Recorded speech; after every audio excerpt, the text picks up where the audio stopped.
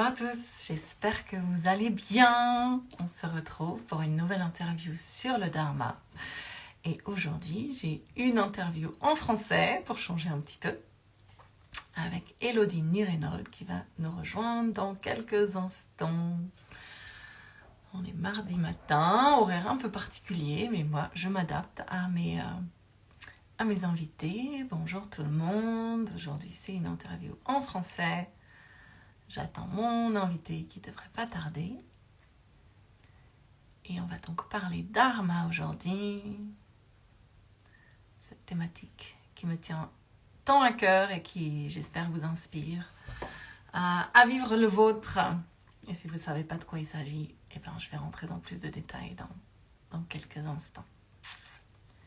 Voilà. Alors, on va attendre qu'Elodie se connecte. Et voilà, tout le monde va bien. Bonjour, bonjour. Kiwi, c'est trop mignon comment on appelle ça? Ah, j'ai un trou, ça commence bien. Pseudo, voilà, c'est ça le mot que je cherchais. Ah, voilà, Elodie. Elodie, tu peux demander à rejoindre la vidéo. Hop, voilà.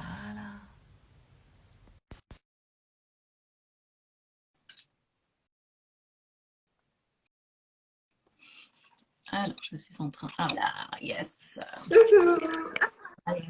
Elodie. Salut. Ça va bien? Oui, ça va.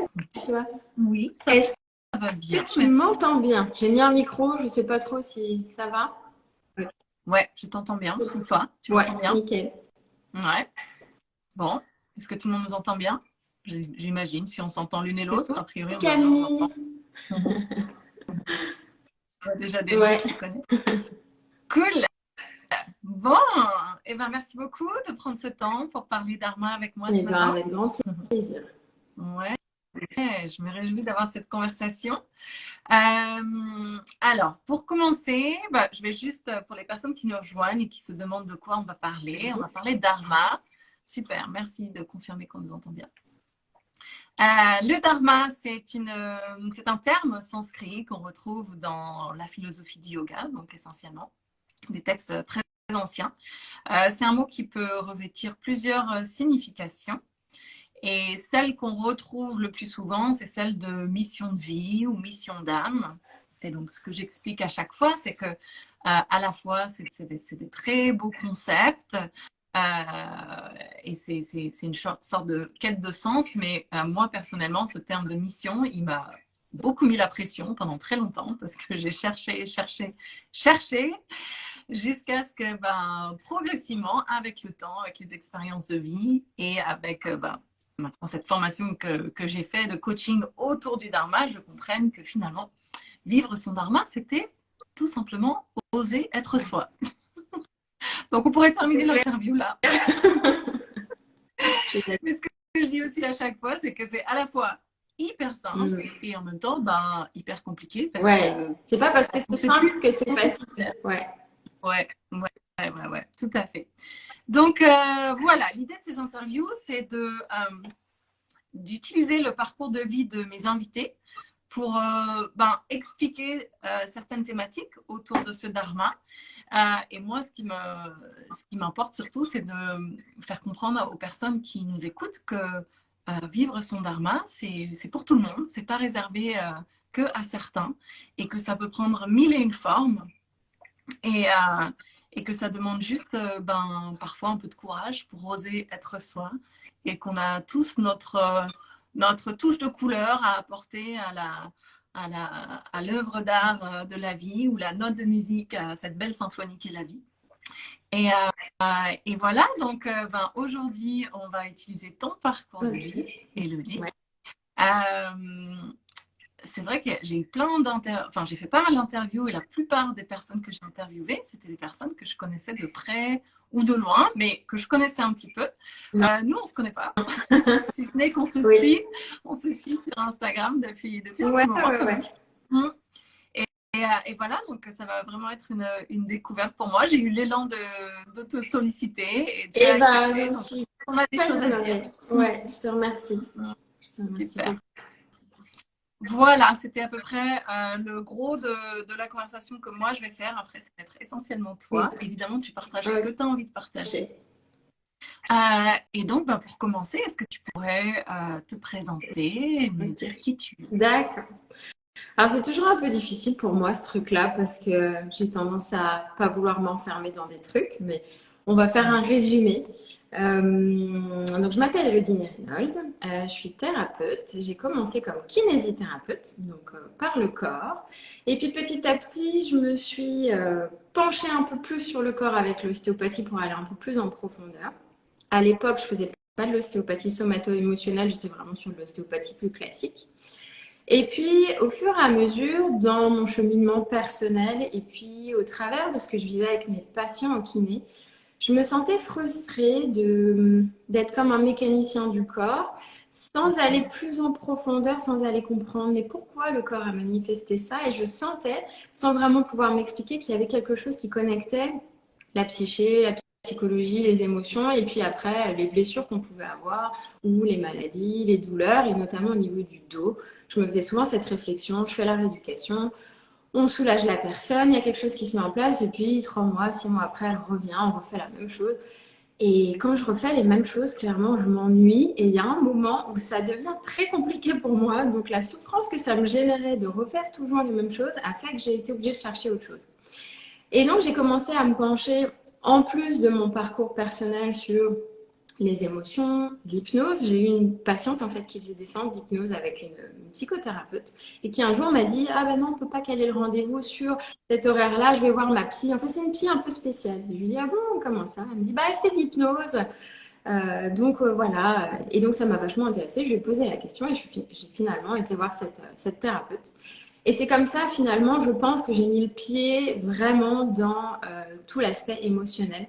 Donc en passant par moi d'abord, en expérimentant moi d'abord, et ça c'est important pour moi parce que tout ce que je propose, tout ce que j'enseigne, tout ce que je véhicule, ça passe par des choses que je vis, que j'éprouve, que je ressens, que je teste, et je me sens vraiment comme une grande exploratrice.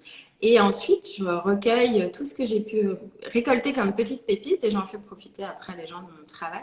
Et donc, suite à ça, bah, j'ai commencé à me dire peut-être que je pourrais me former à l'hypnose, mais en même temps, j'étais kiné, donc je me disais, mais qu'est-ce que je vais faire de ça? C'est un peu, ça me paraissait opposé. Et puis finalement, petit à petit, ça m'appelait tellement qu'à un moment, c'est devenu plus fort que moi et je me suis dit, bon, bah, on va y aller, on verra bien. Et puis d'ailleurs, ce jour-là, je me souviens que j'avais trouvé mon école dans un salon et j'avais hésité longtemps. Et puis le jour où je me décide, où je me dis, je vais leur faire un mail pour poser des questions, avoir des informations, je crois, sans mentir, 2 heures ou 3 heures après, j'ai reçu un mail de la secrétaire qui me disait oui, Elodie, c'était pour savoir où est-ce que tu en es par rapport à ton envie de formation. Et j'ai vu ça vraiment comme un signe énorme. Je me suis dit, oula, bon là, je cherche même plus à comprendre. J'avais déjà commencé à explorer le côté un peu plus magique de la vie. Et donc là, je me suis dit, là, c'est trop énorme. On y va. Et donc, je me suis lancée. J'ai fait un an de formation. C'était en 2016. Oui, c'était en 2016 que j'ai commencé à rentrer dans l'émotionnel. Et après, j'ai rajouté d'autres dominantes émotionnelles dans ma pratique ostéopathique. Et je me suis rendu compte qu'en fait, l'émotionnel pouvait être partout et pouvait s'inclure de plein de manières différentes. Là où je cloisonnais beaucoup, j'ai réalisé que je pouvais finalement faire ce pont dont je rêvais entre le... Je t'entends plus. Bah alors, je t'entends plus. Ah mince, Ah ça a ouais, coupé. ça y C'est bon. est. Je disais, je ne sais pas à quel moment ça a coupé, mais je parlais de faire le pont entre le corps et l'esprit. Et que finalement, j'ai réalisé que je pouvais faire le parallèle entre les deux et en incluant au fur et à mesure l'émotionnel. Et aujourd'hui, donc j'ai une pratique, j'ai arrêté la kinésithérapie, je me consacre à l'ostéopathie somato-émotionnelle, l'hypnose et le coaching intégratif qui pour moi va là encore mêler le corps et l'esprit parce que je peux plus dissocier les deux. Vraiment ma vision, c'est comment on rassemble tout même ce qui peut paraître opposé, même ce qui peut paraître séparé, bah justement, je crois que la vie, ça nous ramène toujours à cette unité, à cette reconnexion avec les différentes parts. Et encore une fois, ça a commencé par mon cheminement personnel pour ensuite se traduire dans mon travail, en fait. Hmm. Hmm. Merci. Wow, j'ai déjà plein de choses sur lesquelles j'ai envie de rebondir, mais on va faire les choses une après l'autre. En tout cas, merci pour cette belle introduction, du coup, Avec plaisir. essentiellement sur l'aspect Oui, professionnel. Et c'est vrai. si c'est OK pour toi, peut-être on pourra aller explorer le côté perso et Oui, qui t'a tout bien ça. sûr. J'adore laisser les personnes que j'interviewe faire leur présentation parce que voilà, on se décrit vraiment avec les mots qui nous sont Ouais. propres et j'adore déjà comme tu expliques comment tu es arrivé à être qui tu es aujourd'hui finalement et à faire ce que tu fais aujourd'hui.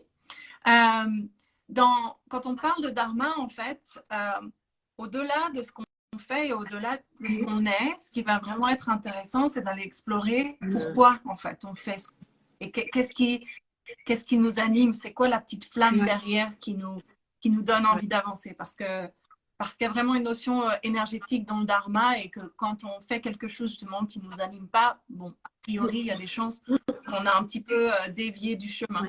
J'aime bien rappeler aussi que le dharma, justement, c'est un chemin, c'est pas un aboutissement et c'est une découverte de soi et c'est un rapprochement progressif, un alignement de soi. Donc, pour revenir à toi, est-ce que tu pourrais dire, voilà, pourquoi tu fais ce que tu fais, en fait? Pourquoi, qu'est-ce qui t'anime même si tu l'as déjà évoqué dans les Ouais, grandes lignes? alors là aussi, c'est une sacrée question, mais je pense que pourquoi je fais ce que je fais, j'aimerais aider chaque personne à se sentir heureuse, excitée de se lever le matin et de se dire, je sais que moi, comme tu disais tout à l'heure, tu parlais, je sais plus, des talents, des spécificités de chacun, eh bien, j'ai cette croyance aussi qu'on est tous uniques et qu'on a tous quelque chose à apporter de manière très singulière et que quand on s'autorise ça, dans un premier temps, on est profondément en paix, heureux, joyeux et qu'ensuite on en fait profiter tout le monde.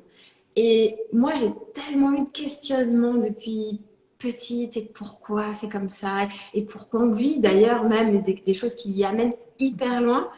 Et le fait d'avoir cherché ça plus profondément, bah, ça m'a ramené à l'essentiel pour moi et qui connecte, évidemment, ça va paraître très bateau, mais à l'amour au sens hyper large. Et quand on est dans cette énergie-là, il y a quelque chose qui nous reconnecte à un truc naturel, qui se fait tout simplement, où on va profiter de nos spécificités et en même temps, avec l'autre, on va générer quelque chose qui, comme si ça l'autorisait lui aussi à aller rentrer dans sa spécificité. Et là, chacun incarne sa place. J'aime pas tellement l'idée de prendre sa place, tu vois, comme s'il y avait quelque chose à prendre, mais c'est juste, je l'incarne parce que c'est naturel, en fait. Il y a quelque chose qui est juste évident. Et donc, moi, en étant à ma place, j'aime bien cette image du puzzle. Chacun est à sa place du puzzle. Et donc, le puzzle, il est complet et ça fonctionne. Il y a quelque chose qui est fluide et qui me permet de faire une expérience qui me connecte à la joie, au plaisir. C'est une notion, la notion de joie et de plaisir est hyper importante pour moi. Et même dans mon travail, ça fait partie, tu vois, des piliers. Mes deux piliers préférentiels, je dirais que c'est le plaisir que j'y prends. Ça, c'est un truc non négociable. Aujourd'hui, c'est plus possible de faire autrement. Et le deuxième, c'est le sens de la contribution. Comment je nourris le collectif quand je fais ça. Et quand moi, je suis nourrie, je sais que je nourris aussi l'autre. Et plus moi, je me sens remplie, plus ma queue de bien-être, elle déborde, plus je peux redistribuer ça, mais de manière exponentielle et sans que ça me coûte quoi que ce soit, en fait. Je dis toujours aux gens, et j'ai d'ailleurs beaucoup de mal à encadrer dans le temps, je dis toujours aux gens, je pourrais rester 3 heures, 5 heures avec vous, ça ne me coûte pas d'énergie. Là où avant, je pouvais être, comme on va dire, ah, bah, dans mon hypersensibilité, je suis une éponge émotionnelle, j'absorbe tout le monde.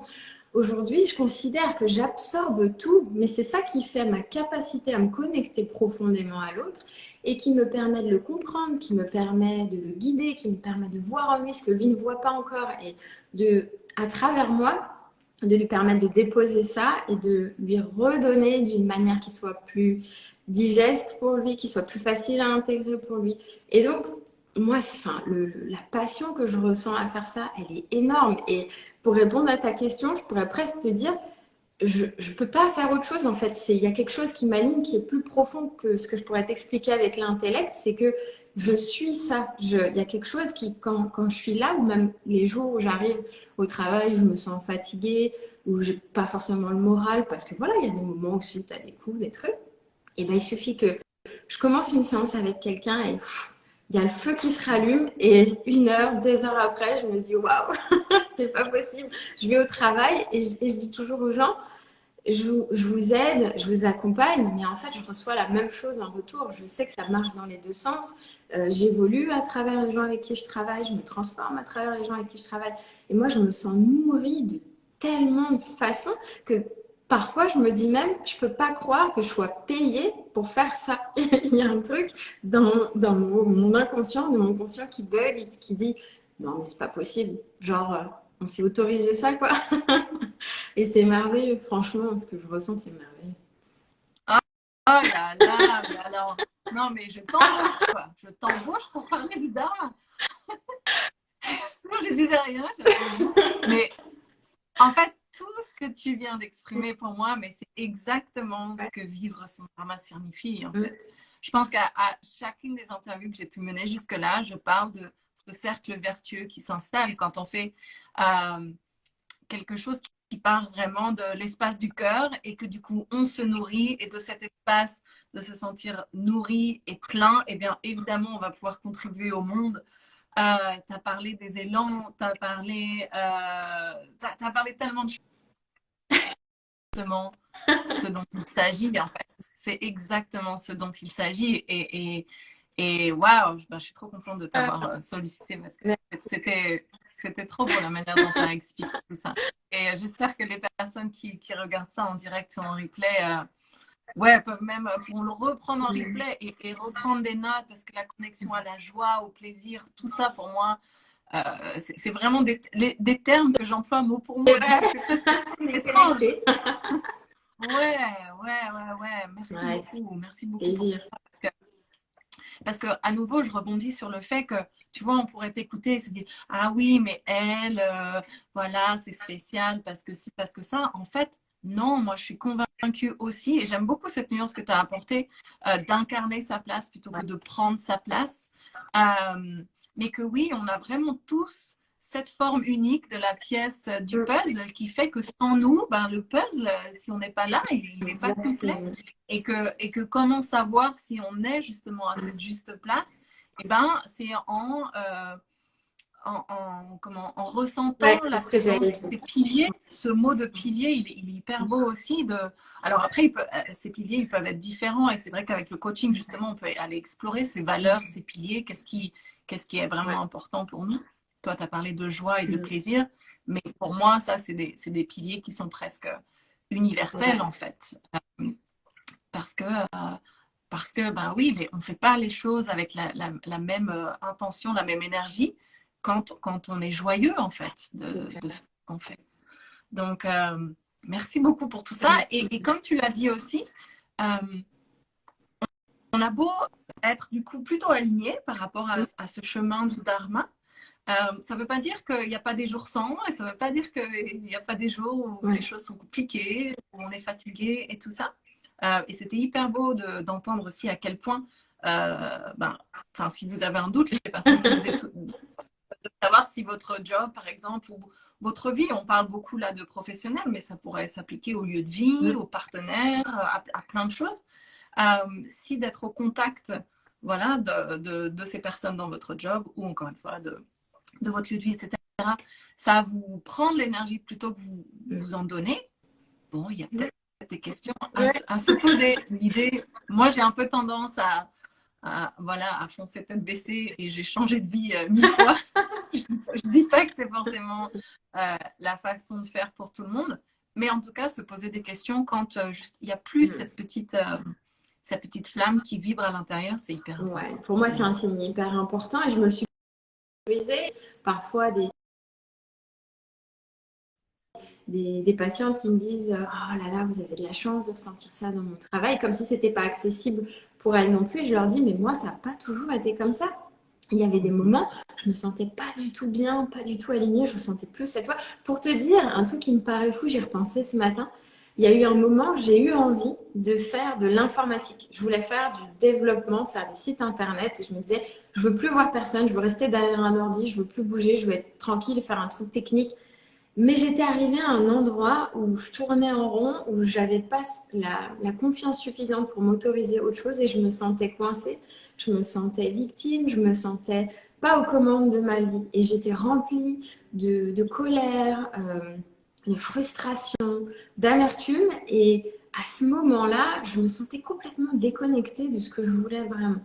Et finalement, c'est par ce biais-là qui m'a généré de la souffrance que je suis arrivée à un paroxysme où je me suis dit, je ne sais même plus d'ailleurs comment ça s'est manifesté, mais ça y est, j'en peux plus quoi. Il faut qu'un truc bouge. Après, je sais que l'arrivée de ma fille qui a 3 ans et demi, ça a donné un grand coup de pied dans plein de choses. Autant moi, tu vois, alors pas comme toi, je suis plutôt quelqu'un qui aime bien ces petits repères. Jusqu'à l'arrivée de ma fille, il n'y avait rien qui bougeait. Ma vie était quand même sensiblement la même depuis des années.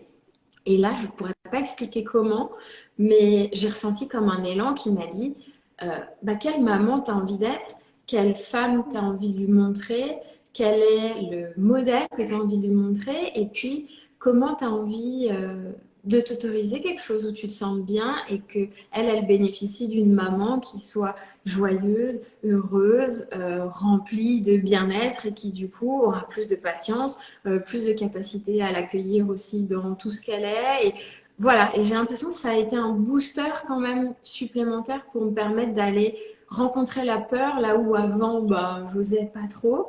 Et puis il y a eu un moment, le fait de rester à la même place devenait plus risqué et plus souffrant que de tenter des trucs où 1000 fois je me suis dit ah là là mon Dieu mais j'aurais pas dû faire ça et pourquoi et comment. Et finalement dans le cheminement, les choses, elles se sont calées et il y a eu des peurs et il y en aura toujours. Ça aussi, c'est un des grands enseignements que j'ai eu ces dernières années, c'est que j'ai longtemps cru qu'à un moment, on avait une espèce de confiance comme ça, une assurance qui faisait que la peur c'était terminé, qu'on pouvait tout gérer, que voilà, il y avait un truc hyper solide, hyper fort. Ben, en fait, non. Et je me rends compte que la peur, elle est là, qu'elle sera toujours là, que c'est ma condition d'être humain, ou que c'est ma condition même d'être vivant. En fait, tous les êtres vivants, je pense, ont peur à un moment. Et c'est pas un problème. La peur, c'est un indicateur, c'est un allié qui te montre des choses et puis qui te protège surtout. Donc, ok, dans quelle mesure elle me protège, dans quelle mesure elle me guide, dans quelle mesure elle me dit ce qui est important pour moi. Les trucs qui me font pas vraiment peur, bah, en fait, c'est peut-être que c'est juste pas si important que ça. Et quand j'ai peur, bah, derrière la peur, il y a l'envie, il y a l'excitation, il y a le désir. C'est l'autre face de la pièce. Donc, quand je m'amuse à regarder ça comme ça, forcément, tout prend une autre dimension, tout est différent et plus je me sécurise, plus j'arrive à jouer avec la peur, plus j'arrive à la rencontrer et me dire, ok, quel est le défi que je vais rencontrer encore aujourd'hui et qu'est-ce que ça va venir me montrer de moi, quelle expérience je vais faire de moi-même à travers ça.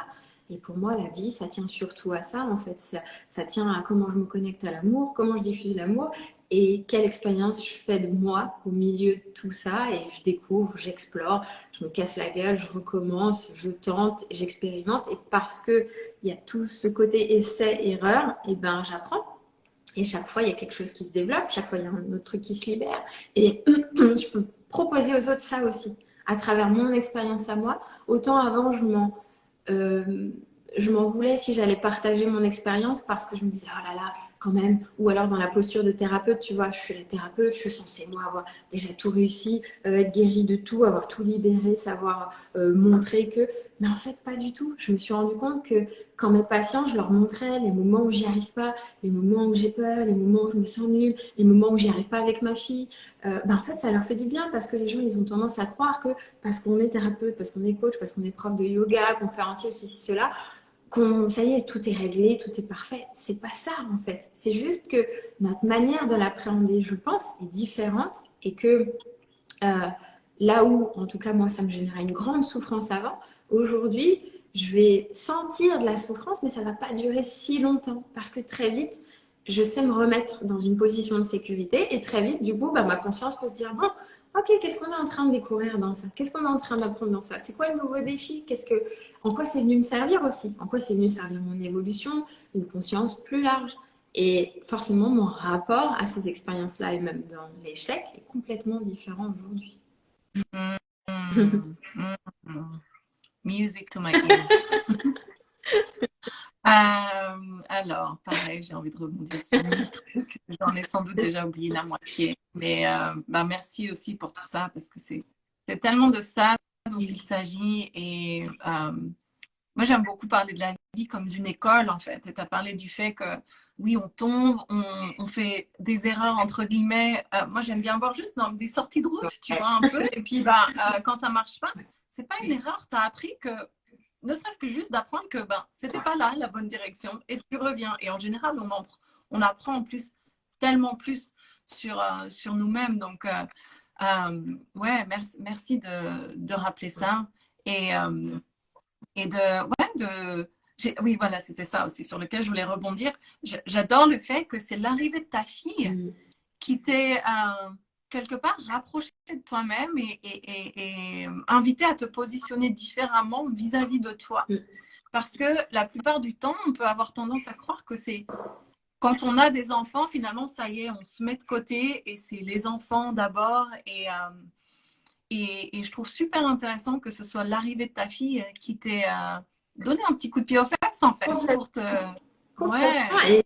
Et moi-même, j'ai été la première surprise parce que dans mon envie de bien faire, j'ai toujours eu un peu peur d'avoir tendance, comme tu dis, à vouloir me dire, bon, c'est ma fille d'abord, il faut que je fasse attention à ci, à ça. Moi, maintenant, je peux plus me permettre d'être égoïste et de laisser mes petits délires, mes petites choses prendre le pas. Mais en fait, je le vois d'un œil complètement différent aujourd'hui parce que j'ai compris en quoi ça nourrit ma valeur famille quand je m'aligne à qui je suis. Et encore une fois, ça connecte avec quelle image de femme j'ai envie de lui donner. Et j'ai envie qu'elle se dise que on peut s'autoriser ce qui nous fait du bien, on a le droit de s'autoriser ce qui nous fait plaisir, on a le droit d'aller explorer, de tenter des choses, de vivre la vie comme une expérimentation, quoi. Et forcément, j'aime beaucoup cette phrase de Carl Gustav Jung, alors je vais certainement mal le redire, mais il dit un truc du style les enfants ne sont pas éduqués par les bavardages des parents, ils sont éduqués parce qu'ils sont.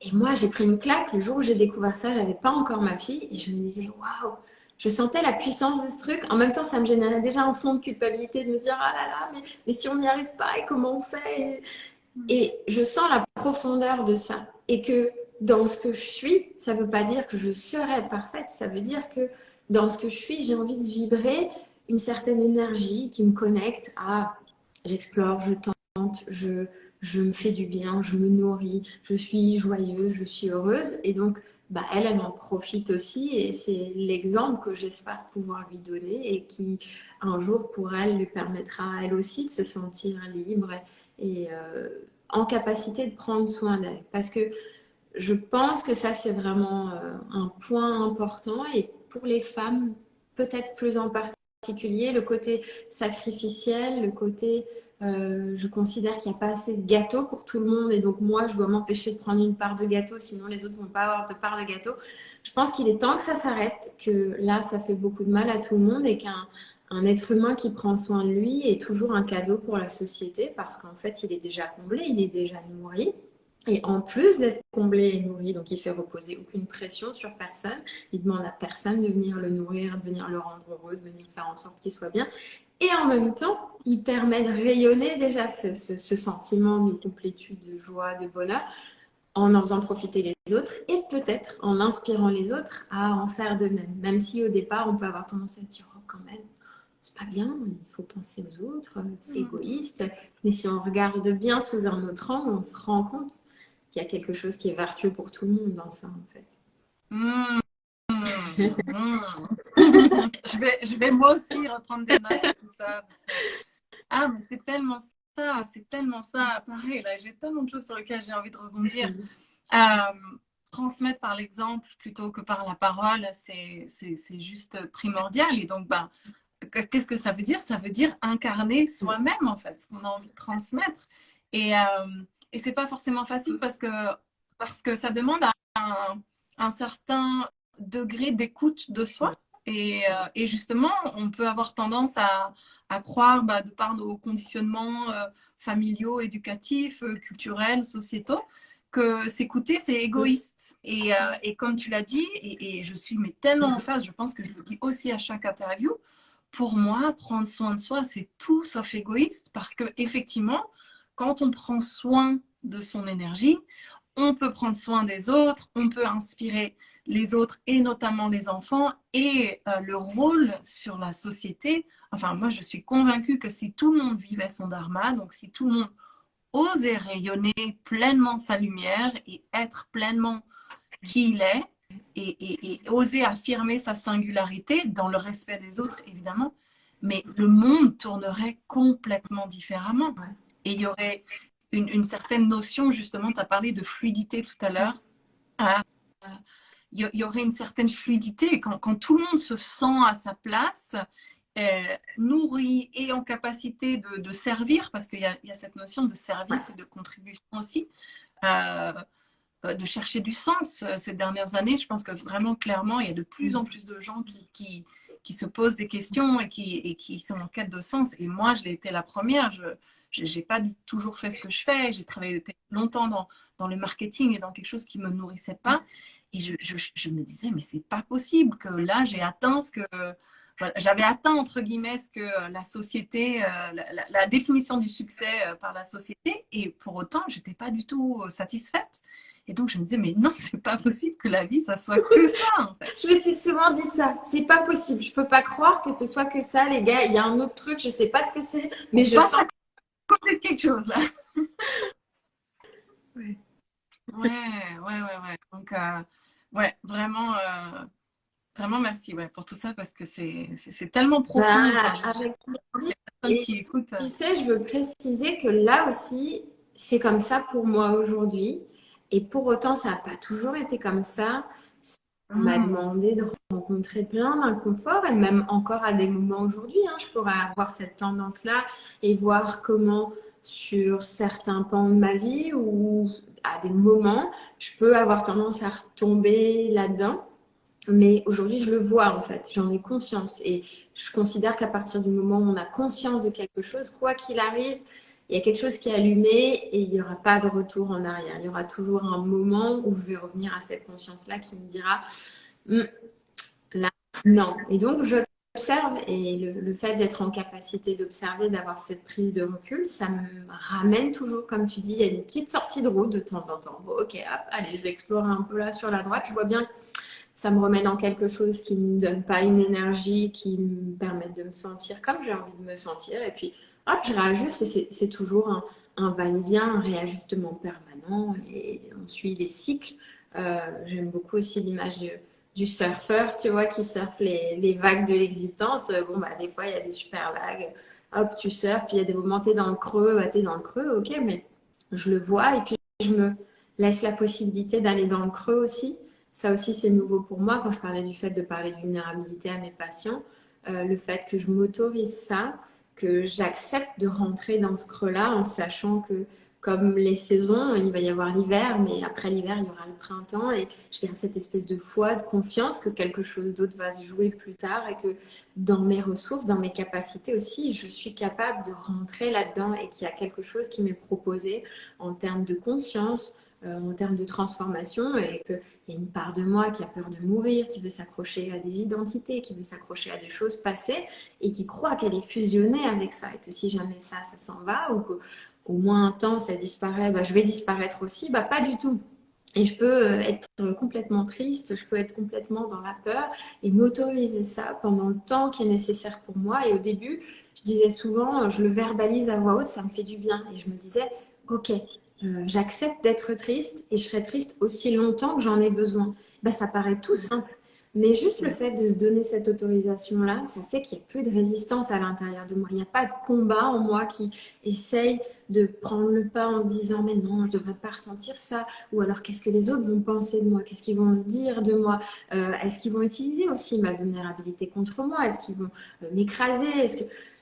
Tout ça, ça s'est envolé à partir du moment où je suis vraiment rentrée dedans. Alors, je suis rentrée dedans, pas par choix, hein, on va être réaliste. Si j'avais pu éviter, je l'aurais fait, mais ça n'a pas marché. Il y a eu un moment où la vulnérabilité m'a vraiment rattrapée. Et finalement, quand je suis rentrée dedans, je me suis rendu compte que non seulement les autres m'écrasaient pas, me faisaient pas du mal, se servaient pas de ça contre moi, mais qu'au bout d'un moment, je dis bien au bout d'un moment parce qu'au début, tu as les premières résistances qui se lèvent et tes peurs profondes, elles se manifestent. Donc, si tu crois que tu peux pas être reçu dans ta vulnérabilité, bah, au départ, tu le seras pas. Et aujourd'hui, ça me fait rire parce que je sais que c'était juste la manifestation de mes peurs qui venait confirmer la croyance que l'autre ne peut pas me recevoir dans ça. Mais au bout d'un moment, en fait, l'autre peut te recevoir dans ça. Et c'est un cadeau que tu lui fais aussi parce que déjà, il peut prendre soin de toi. Et je pense que à tour de rôle, on prend soin les uns des autres. Et ensuite, lui aussi, il peut se dire, ah tiens, finalement, est-ce que moi aussi, je peux pas m'autoriser à tomber un peu ce masque-là? Est-ce que moi aussi, je peux pas m'autoriser à dire que j'ai peur, même si je suis un homme, d'ailleurs? Est-ce que moi aussi, je peux pas m'autoriser à dire que je suis triste? Est-ce que moi aussi, je peux pas m'autoriser à pleurer si j'ai besoin et que je sens qu'il y a ça qui est là? Et finalement, je veux bien, moi, être celle qui commence et qui est la première à dire, bon, bah allez, moi j'y vais, j'enlève le... Je suis prête à ce qu'on se moque de moi ou qu'on ne me reçoive pas dans ça. Et je sais que ça fera du bien, plus ou moins à long terme, à tout le monde et que quelque part, comme je le ressens aujourd'hui, on a besoin dans cette société moderne de faire tomber ce truc-là, l'espèce de posture qui nous enferme, qui nous étouffe, où chacun croit que tout le monde va bien, on est tous là en mode non, non, moi j'ai pas peur, non, non, alors que c'est pas vrai, tout le monde a peur, tout le monde a, surtout depuis le Covid, ça a révélé plein de choses. Et je pense que le moment où on va tous s'autoriser ça et voir qu'on ressent tous pareil et qu'on peut finalement en discuter, bah, ça va redonner un autre mouvement à la vie et au sens du collectif aussi. Hmm. Ouais, ouais. Oser accueillir et exprimer ses émotions. Est-ce qu'on pourrait juste pas commencer par là, Ah à oui, l'école, par c'est exemple? clair. Enfin, après, nous aussi en tant que parents. Mais c'est vrai que moi, tu parlais de phrases qui t'ont fait tilt comme ça. Moi, je sais que le jour où j'ai compris l'étymologie justement du mot émotion, Mm. qui en anglais c'est energy in motion, donc une énergie qui est en Ouais. mouvement. Et quand tu as compris que donc une émotion, quand elle te traverse, ben, c'est juste de l'énergie qui justement a besoin de circuler et de traverser pour apporter son message. Et ensuite, euh, enfin voilà, elle a fait son job et puis on n'a plus besoin d'elle, quoi. Et donc j'adore le fait que tu aies réalisé que juste par le fait d'exprimer à voix haute, tiens, là je me sens comme ça, et ben juste le fait de nommer les choses et de, et ben, c'est déjà il y a déjà un mouvement vers l'extérieur qui s'est mis en place en fait. Donc, ouais, merci pour ce beau rappel aussi, parce que, bah oui, vivre son dharma, ben, c'est aussi oser vivre ses émotions. Et comme tu l'as évoqué, parce que là, on est là, on parlait toutes les deux comme si, ouais, c'est trop facile, vivre ses émotions, vivre son dharma, être aligné et tout. Euh, mais clairement, je pense que, et toi et moi, et la plupart des personnes, pas tout le monde, mais quand même, ce qui ressort des interviews, et peut-être que je vais prendre justement un instant pour y revenir avec toi, mais il y a souvent une partie de vie avant où il y a eu de l'inconfort, où il peut y avoir eu des challenges, même des traumas, et en fait, qui nous ont façonnés quelque part. Moi, j'aime bien dire qu'ils nous ont aidés à aller toucher du doigt nos forces, nos ressources, la résilience qu'on n'aurait sans doute pas réalisé qu'on avait si on n'avait pas traversé ces expériences de vie-là. Et du coup, est-ce que toi, il y aurait, je ne sais pas, une ou deux expériences qui ont été vraiment marquantes et super inconfortables sur le moment, mais sans lesquelles, finalement, bah, tu ne serais pas celle que tu es aujourd'hui? Parce que je voudrais aussi dire que ça fait aussi partie du chemin. Ouais, ben, tu vois, j'aurais du mal à donner des expériences vraiment très marquantes. J'ai tendance à considérer que j'ai quand même eu des expériences douloureuses, mais j'ai tendance à dire, alors c'est en comparaison et je devrais pas comparer parce que finalement rien n'est comparable, mais pas traumatisante au sens large, tu vois, du terme. Mais je dirais que pour moi, ce qui a été finalement le plus difficile, c'était le côté, j'étais très introvertie à l'école, très timide, vraiment dans mon coin et j'avais du mal. Alors quand je me vois aujourd'hui, ne serait-ce que là, faire un live avec toi, tu vois, c'est pour la petite fille que j'étais, c'est ouh, c'est vraiment là, c'est Tout pareil, entre guillemets. J'étais hyper timide et sur mes carnets de notes, c'était très bon élève, mais on ne l'entend pas. voilà, exactement, ne participe pas. Et puis, Voilà. je me souviens d'une phrase comme ça qu'un mec avait dit à ma meilleure amie à l'époque, mais qu'est-ce qu'elle a ta copine? Pourquoi elle ne parle pas? Et c'était des petites vexations comme ça que j'avais, tu vois, c'était des petites choses. J'ai pas vécu de choses vraiment très, très douloureuses. Et c'était plein de petits trucs. Et je me sentais souvent en décalage, un peu dans mon monde, avec encore une fois, plein de questionnements. Pourquoi tu poses tant de questions, des trucs comme ça. Et finalement, tout ça, je sais que ça m'a amené, comme tu dis, à développer des ressources, des capacités, notamment la capacité d'observer. Je suis une grande observatrice, je vois tout, chaque détail de chaque chose.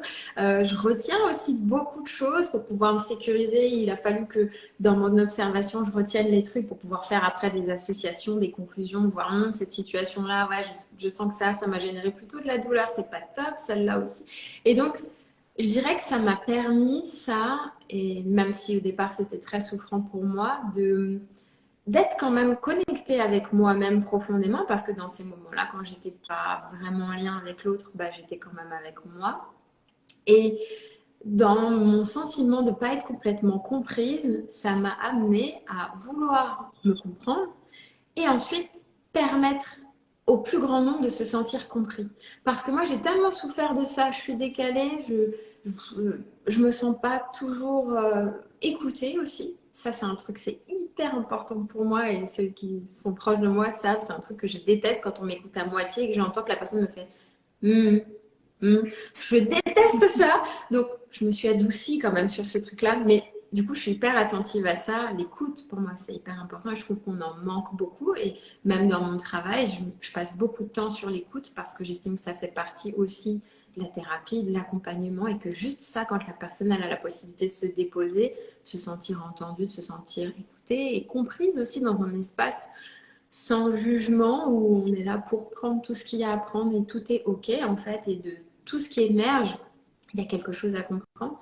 Bah donc voilà, ça m'a permis moi de me comprendre mieux et parce que moi j'ai essayé de comprendre ça à l'intérieur de moi, bah, je peux permettre aux autres aujourd'hui de mieux se comprendre aussi et de développer cette capacité-là à regarder tout ce qui a pu être difficile comme tu dis, quelque chose qui nous permette après de connecter une force, une capacité, un talent, une ressource, et plus l'envisager comme quelque chose qui nous a conditionnés, qui nous enferme encore dans un personnage de souffrance.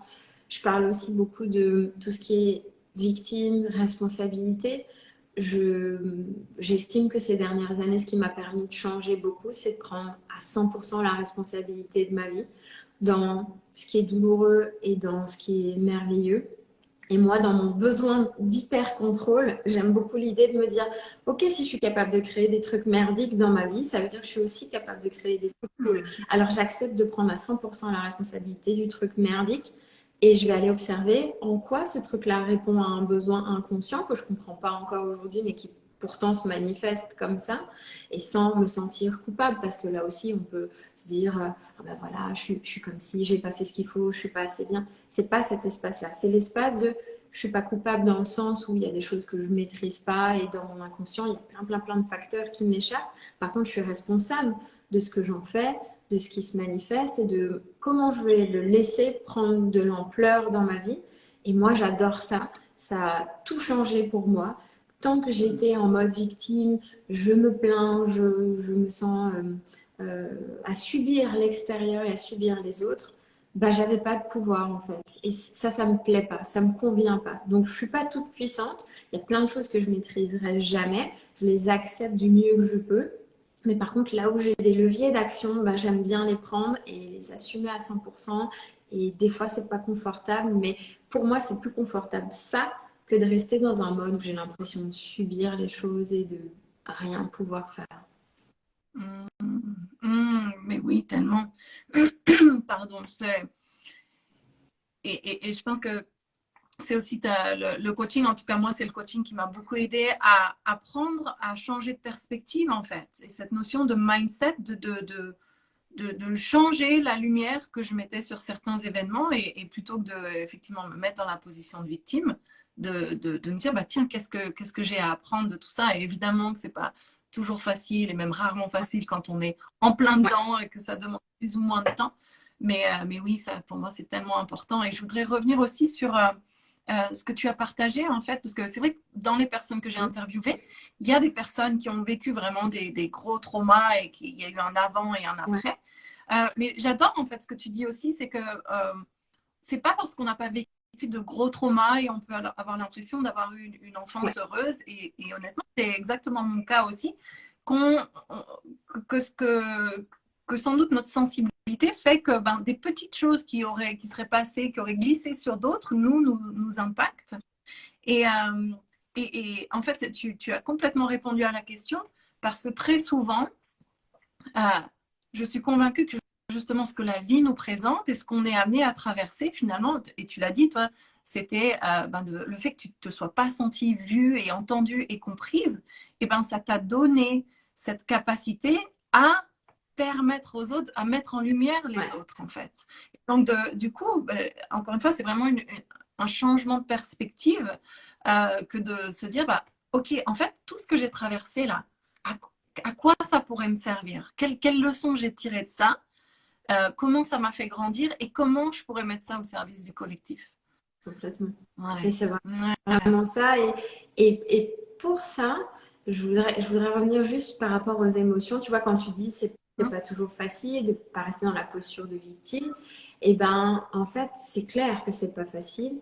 Et la chose qui, moi, m'a permis de finalement commencer à amorcer autre chose, c'était de rentrer dans les émotions et de valider mes émotions aussi. Parce que qui dit je sors de la posture de victime, dit aussi légitimer quand même ce que je ressens, tu vois. C'est pas non plus mettre un couvercle sur ce que je ressens. Genre, je suis victime de rien, il n'y a rien du tout, je ressens pas les trucs et on y va. C'est pas non plus ça. Je veux bien préciser que j'ai besoin de me donner le droit de légitimer cette souffrance-là, la douleur que je ressens, de me dire, ok, ça, c'est une réalité en fait. Et qu'importe le jugement que je vais pouvoir poser dessus ou que les autres vont pouvoir poser dessus, il y a une réalité ici, il y a une souffrance ici que j'ai besoin de m'autoriser, de voir et de rendre réelle pour pouvoir la faire circuler autrement. Parce qu'il y a aussi tout ce côté, et moi j'ai pu avoir cette tendance-là, tu sais, une espèce de petit déni qui va s'installer sur les choses pour les rendre plus acceptables, pour que ce soit moins douloureux, mais qui finalement te fait plus de mal et ne te permet pas de transformer et libérer cette empreinte qui est là. Donc,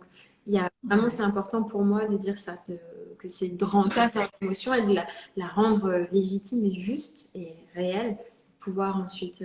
Et puis, on a souvent tendance aussi à attendre, si on a eu justement des traumas ou des douleurs avec d'autres personnes, attendre que ce soit l'autre qui vienne reconnaître cette souffrance pour la réparer.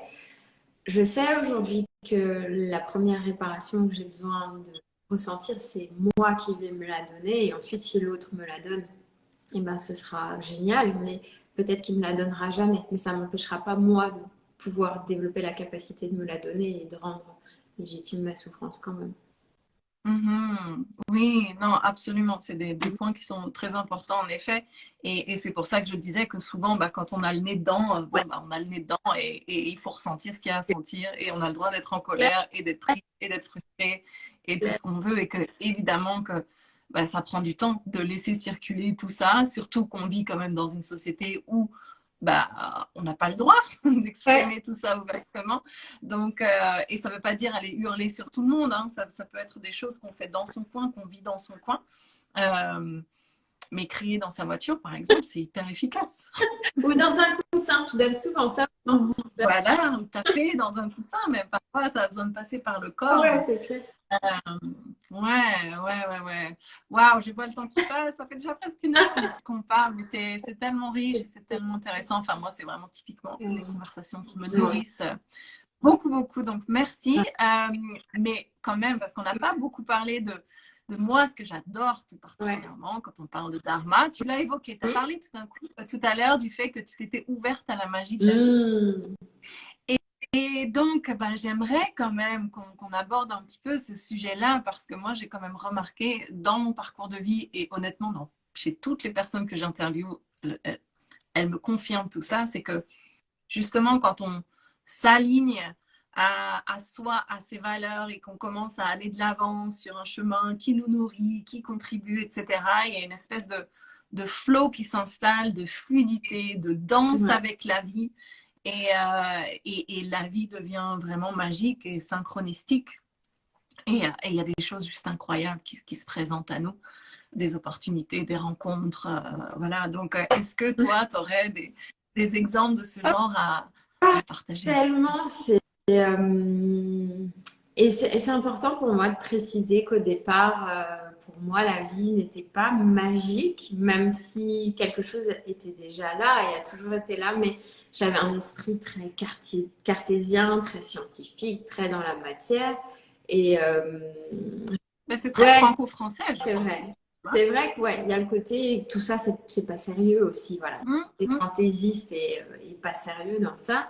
Et finalement, ça a commencé pour moi au moment où j'ai fait ma première formation d'hypnose, comme je disais tout à l'heure. Et en termes de synchronicité, bah justement, j'ai commencé en découvrant dans ce salon où j'avais découvert l'école avec laquelle j'allais me former, un livre de Deepak Chopra. À l'époque, je connaissais pas Deepak Chopra.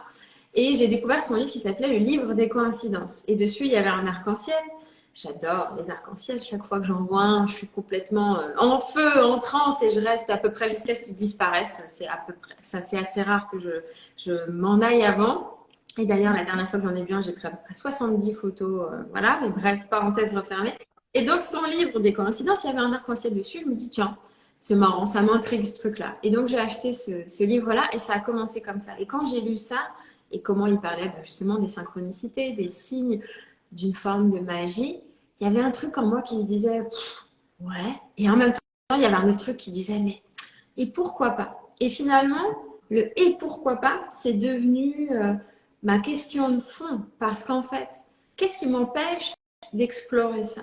Qu'est-ce que ça me coûte d'aller voir ce qu'il en est? Et je dis souvent aux gens, ne me croyez pas, faites l'expérience par vous-même et c'est comme ça que vous sentirez ce qui est juste pour vous. Et le plus important, c'est comment ça vibre à l'intérieur de vous.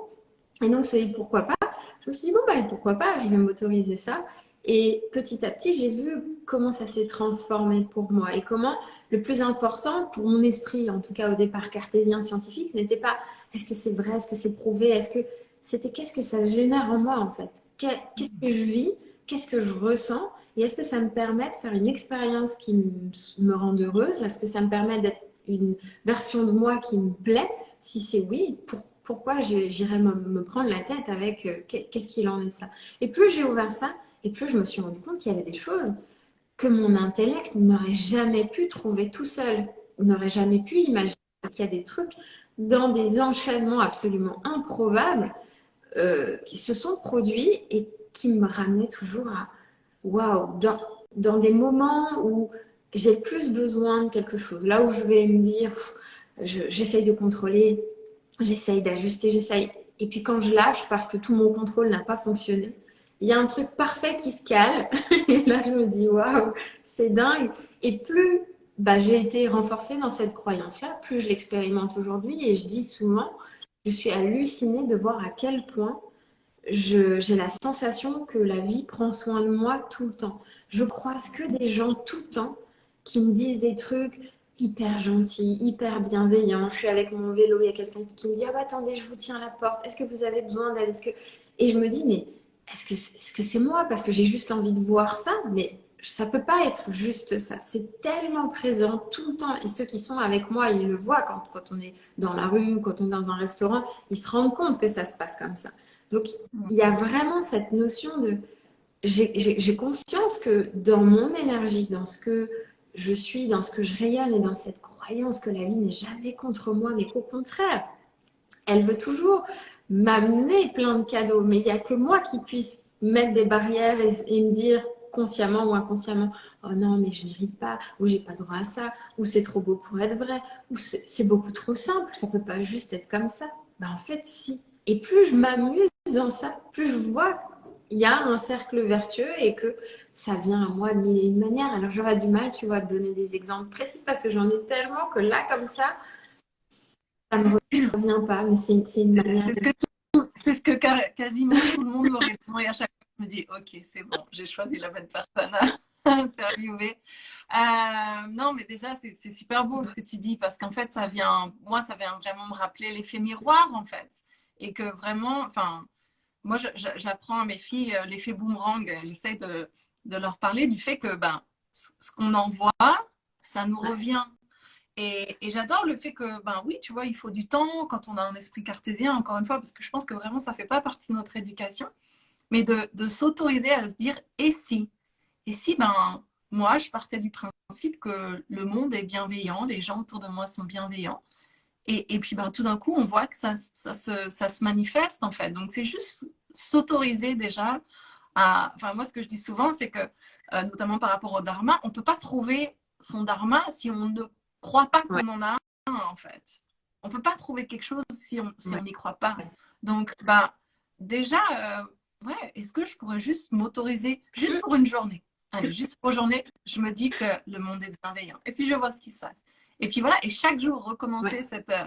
et après, c'est comme un muscle pour moi, tout ça. C'est vraiment quelque chose, voilà, que tu travailles et qui se renforce et qui devient de plus en plus prégnant à tel point que finalement, tu te rappelles même plus que tu pensais C'est différemment ça, avant, en fait. complètement. Et puis, chaque chose, en fait, vient alimenter cet état d'esprit. Et à chaque fois, au bout d'un moment, finalement, ça devient un art de vivre. Moi, je me pose même plus la question. Et c'est vrai que j'avance dans la vie avec beaucoup de confiance. Moi, ça m'a donné ça aussi. Ça m'a donné un sentiment de confiance qui est hyper fort. Et Ouais. souvent, on dit, ah oui, mais bon, enfin, tu devrais faire attention quand même.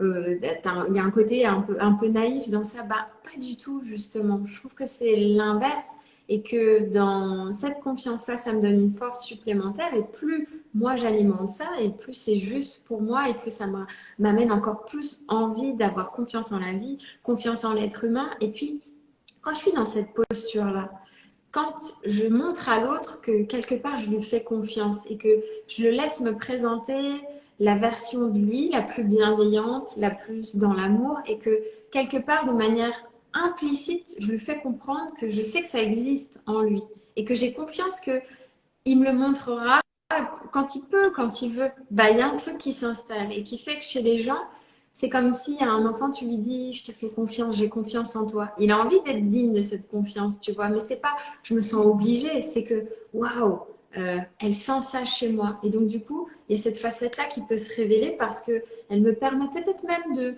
catalyser un truc qui était là en moi et que je m'autorisais peut-être pas complètement. Et puis, bah là, dans cet espace bienveillant où la personne elle m'invite à proposer ça et elle me montre que ne se méfie pas de moi, qu'elle est là en me disant vas-y, en gros, fais ton truc, moi, il n'y a pas de problème, je t'accueille dans ça. Bah, il y a un truc naturel qui se passe, quoi, que j'aurais du mal à expliquer vraiment précisément, mais je, l'effet miroir, quoi, comme tu dis, j'incarne ça, l'autre se sent aussi peut-être plus libre de l'incarner, et même s'il y a des moments où il peut y avoir des trucs qui grippent un peu, bah, c'est pas grave parce que j'ai une conscience plus large, comme je vois ce qui se joue derrière, je sais ce qui peut y avoir et qui explique aussi les comportements qui vont reposer sur des peurs ou un sentiment d'insécurité. Bon, ben, c'est pas grave, je compose avec aussi d'une autre manière et puis je passe à autre chose plus facilement aussi. Et ça m'empêche pas de poser mes limites quand même et de poser mon cadre pour ne pas non plus tout accepter. Mais justement, dans cette force-là, je suis en capacité de m'adapter beaucoup plus puisque je me sens en sécurité en fait. Donc l'autre, la vie n'est pas en danger pour moi. Et d'avoir contacté ça, c'est hyper fort parce que moi j'étais plus angoissée, tu vois, au départ. Et au contraire, j'avais tendance à être plus sur la retenue et la méfiance. Aujourd'hui, pas du tout. Pas du tout. C'est hyper puissant pour moi et ce sentiment de puissance-là et de sécurité, j'aimerais permettre à chacun de le ressentir en fait, de se connecter à ça et de voir comment quand on interagit les uns les autres autour de ça et dans cette énergie-là, c'est magnifique. C'est magnifique. Ouais. C'est tellement ça et c'est tellement beau. Et ce que ça m'évoque, c'est, tu vois, quand bah, on est tous un peu addicts au contrôle et on croit que c'est nous qui tenons les rênes et du coup, il faut tenir tout super serré parce qu'il ne s'agirait pas que tout nous échappe. En fait, pour moi, ça revient vraiment, tu sais, avec notre mental, à voir la vie dans cette petite Ouais, box-là. Et du coup, bah, on se ferme à tout ce qu'il y ouais, a autour. Et c'est, encore une fois, c'est vraiment sans jugement de valeur et c'est bien normal parce que ben, c'est quand même un peu comme ça qu'on nous apprend à évoluer avec la vie. Et que pour moi, vraiment, le meilleur moyen pour sortir de cette vision mm, en tunnel, ben, c'est de se mettre dans l'action et dans le mouvement, en fait. Et c'est que dans le mouvement, encore une fois, cette loi du boomerang, ben, si je me mets en mouvement dans un sens, il va forcément y avoir une ouais, réponse. Et, et pour moi, je suis convaincue que ces actions, ces mouvements, s'ils sont alignés, eh bien, la vie va répondre de manière parfois mais complètement Oui, hallucinante, ça. miraculeuse. Et Et en fait, là aussi, c'est un muscle. C'est ouais, plus bah, on ose faire ces actions ouais, qui peuvent nous faire peur. On a parlé de la peur. Et plus on va apprendre à voir que, oh, waouh, il y a un truc qui s'est passé. Là, je m'y attendais pas. C'est encore plus beau. oui, Souvent, ça peut être encore plus beau que ce qu'on aurait pu jamais ça. Et imaginer. le mental Euh, est pour ça. Et la force que ça peut prendre dans la matière, elle est diverse. Et moi, j'ai souvent ce ressenti de me dire, je dis ça aussi aux gens que j'accompagne, en fait, le plus important, c'est le carburant de départ. Moi, mon carburant de départ, le postulat de départ, c'est la joie, le plaisir, la connexion aux autres, le partage, l'échange. Et maintenant, boum, je laisse la vie me proposer comment ça va se manifester, comment ça va se matérialiser. Ça, moi, je laisse ça ouvert, en fait. Et c'est génial parce que chaque fois, je peux découvrir autre chose. Mon énergie, c'est vraiment les ingrédients et après le gâteau, comment il va se manifester. Ben voilà, je laisse faire et j'aime beaucoup ça aussi, de découvrir ces surprises-là et ces subtilités qui, moi, m'échappent. Et j'aime cette idée de cette intelligence aussi qui œuvre avec moi, à travers moi. Je suis ça. Enfin, tout se mélange. Et finalement, pour moi, tu vois, même je repense à ça, la spiritualité, c'est beaucoup d'humilité. Pour moi, c'est comment j'arrête de croire que je suis, voilà, la chose la plus aboutie de la création et qui contrôle tout, qui gère tout. Bah, non, dans cette humilité, je peux aussi me dire qu'il y a tellement de choses que je ne sais pas, il y a tellement de choses que je peux découvrir et il y a tellement d'intelligence au-delà de moi-même et qui en même temps est moi aussi, tu vois. Donc, c'est chouette de le voir comme ça. Et comme tu dis, le regard qu'on porte dessus, il est important. ouais, c'est hyper important ce que tu viens de dire. Pour moi, c'est comme trouver le parfait équilibre entre en même temps avoir confiance en soi et en la Oui, vie et en même temps être effectivement dans cette humilité de réaliser que bah oui, qu'on laisse juste la vie passer à travers nous et qu'il y a plein de choses qui nous dépassent complètement et c'est là, oui, s'en remettre à quelque chose de plus grand que nous et bah, pour moi, moi, c'est ça vraiment le fond de au de la corps, tu spiritualité. vois, parce que le corps, c'est Mm. le pilier qui m'a permis aussi de revenir à ça. Et le corps, bah, quand on regarde bien, je fais pas battre mon cœur, je fais pas fonctionner mes poumons, mon système nerveux. Il y a quelque chose au-delà de mon intellect qui prend soin de moi tous les jours, qui fait des réparations inimaginables sans que j'ai à contrôler quoi que ce soit. Et juste quand je regarde ça, mais mon Dieu, je ne peux que m'incliner devant ça. Et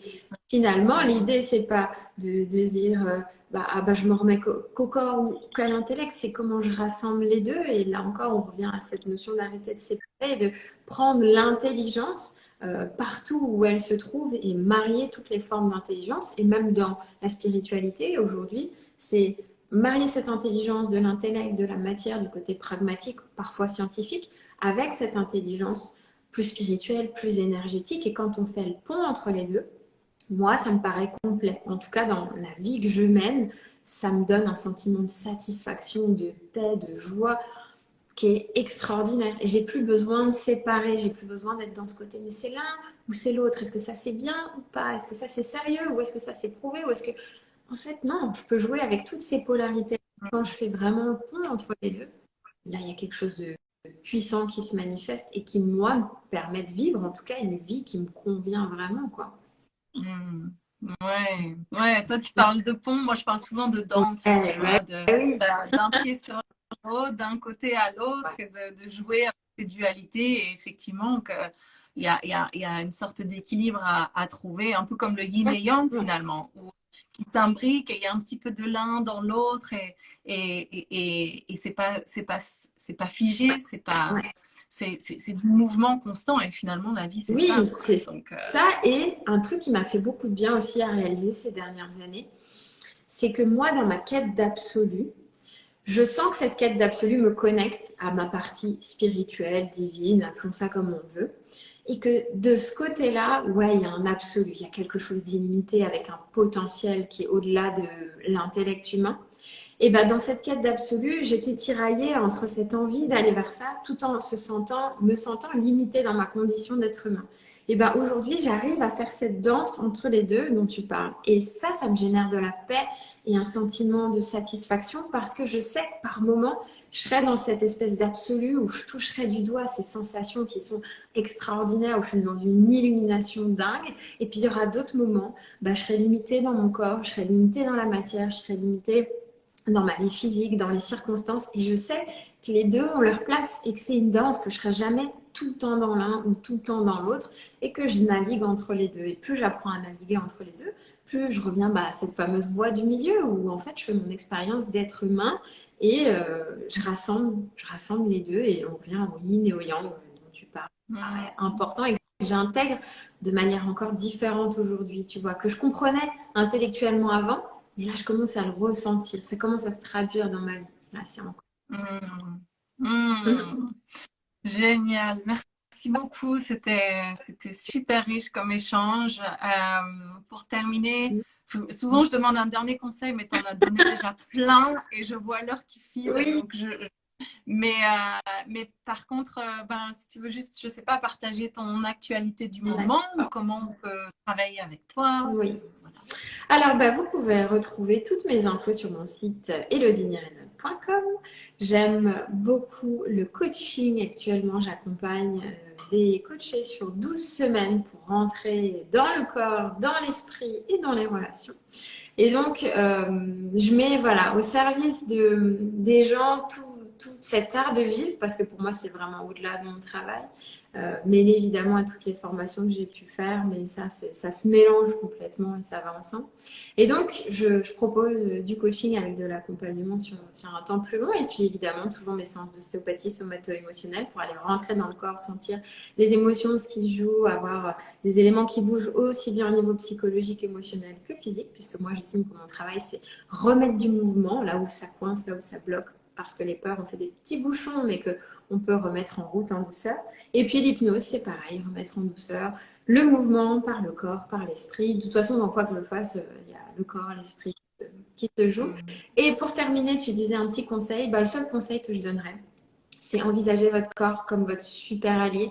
C'est votre partenaire de tous les jours qui prend soin de vous, qui vous guide, qui vous aide. Imaginez tout ce qu'il fait tous les jours pour vous. Et ça, c'est vraiment un truc qui a changé ma vie aussi, d'en faire vraiment un ami plutôt qu'un truc qui est là, qui me sert pour aller d'un point A à un point B, que je décore pour qu'ils soient un peu plus jolis.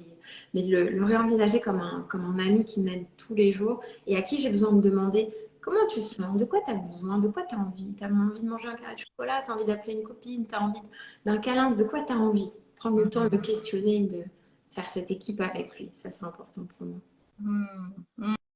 Ouais. Ça me parle tellement et bon, je pourrais rebondir encore 1000 fois.